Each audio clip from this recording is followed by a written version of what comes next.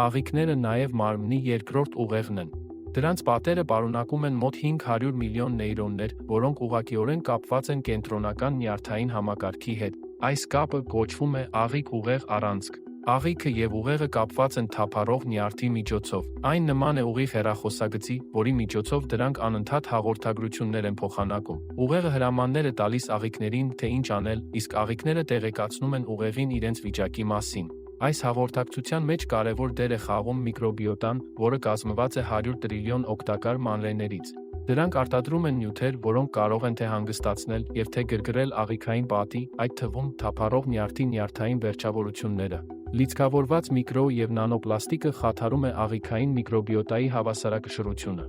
Օգտակար միկրոօրգանիզմները մահանում են, մինչդեռ պաթոգենները սկսում են ակտիվորեն բազմանալ։ Երբ դա տեղի է ունենում, աղիքի և ուղեղի միջև կապը խաթարվում է։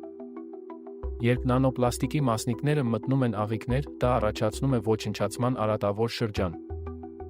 Աղիքներում սկսվող վնասը հանգեցնում է համակարգային անսարքությունների ամբողջ մարմնում, տուժում են մարսողական, իմունային, նյարդային և էնդոկրին համակարգերը։